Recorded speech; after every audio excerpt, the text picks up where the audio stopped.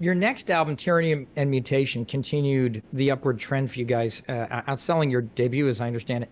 I'd Yeah. like to make our next stop with the band's first gold certified album, Secret Treaties, though. This the first collaboration between you guys and Patti Smith, right? And how did that collaboration come about? Not actually, because Patty was with us all the way from the beginning. Oh, Before we wow. got signed to Columbia, Patty was Alan's girlfriend, and she was Okay. getting known as a a prolific and popular poet. She wasn't a singer. She didn't have a band. But and she had written a song with Rick Derringer when I think she met him through Steve Paul, I believe, who was managing the McCoys. I think it was the McCoys, or maybe it was Johnny Winter. I don't know. He was managing somebody, and Rick was involved in it, and Patty knew him, and he hooked them up, and they wrote a song. Actually, we were working on our second record, Tyranny and Mutation, which followed very closely after the first one. It was less than a year later we were working on that record, and we were practicing in the band house, and it was my birthday, May 24th, 71? Could have been 71 or 72. I'm not sure. But anyway, she gave me a lyric. And she said, Albert, this is for you on your birthday. And, and it was all, she printed out this lyric sheet, and it had like a little drum on it with some hearts and all this. It was very cute, And the song was called The Revenge of Vera Gemini. So, I was so excited. It was a great birthday party, and the next day I got up and I came up with a song, for that thing, and I showed it to Don Roser. When he got up, I think I got up early. I was so excited, and I wrote this song. I showed it to Don, and he goes, "No, no, Al, it's not. This is not good. This lyric is way better than this music." I'm like, yeah, it's not original. It's not that original. It was actually, I took. You borrowed. Actually, here's what he said. You You've borrowed. got a lot of nerve stealing that Bob Dylan song.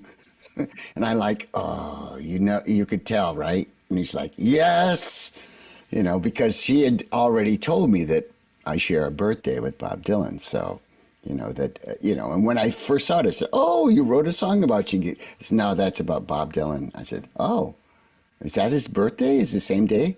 He said, yeah, it's today. I'm like, wow, okay. So I shelved that. I said, okay.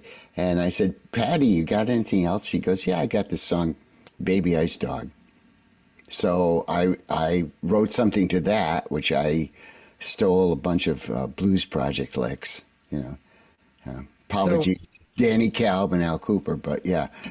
And people liked it. So that was the first time that we ever worked with that, Patty. put a song on, and that was on Tyranny and Mutation.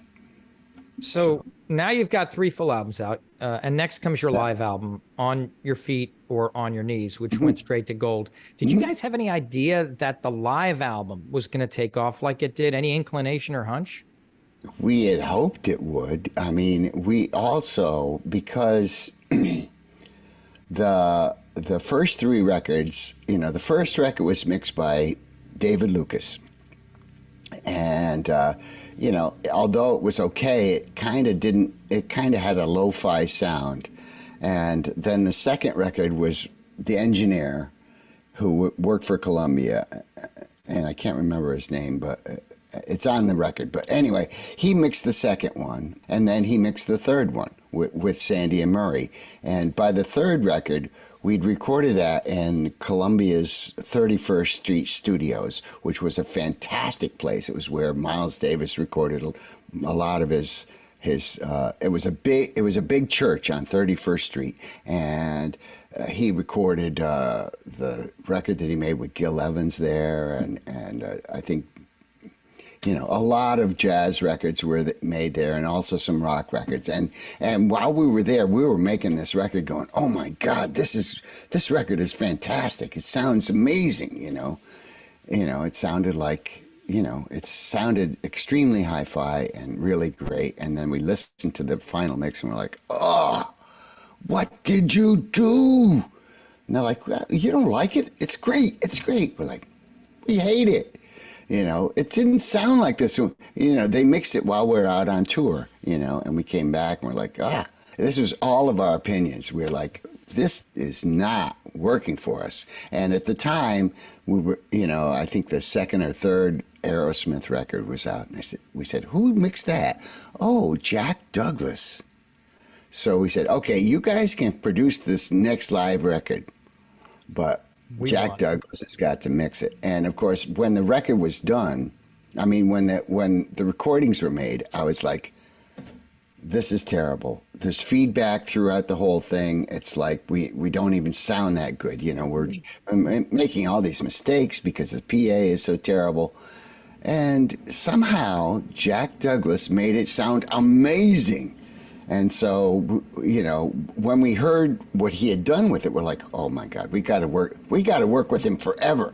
Of course, we didn't, unfortunately, but we did, but after that, we started paying attention to people who were very talented. So the next one after Jack Douglas was Shelly Yakus, who was, he hadn't had that many hits. Actually, when we were in the Soft White Underbelly, we made a record in A&R with Les Brunstein. This record that Les erased the vocals, and Shelly was the gopher. He would get us coffee. So 5 years later, he's making our first platinum record. Yeah. What did it feel like in the studio recording that album? Did you guys have a feeling like you were making an album that was going to take BOC platinum? Yep. You just knew. Yep. It was just there. And arguably the song that you guys are most known for and has had the most, at least more recent cultural impact, is Don't Fear the Reaper. How did that song originally find its way onto the album? And did you guys think it was particularly special when you were doing it anyway, as opposed to the other songs on the album? Did it seem like a breakout song for that?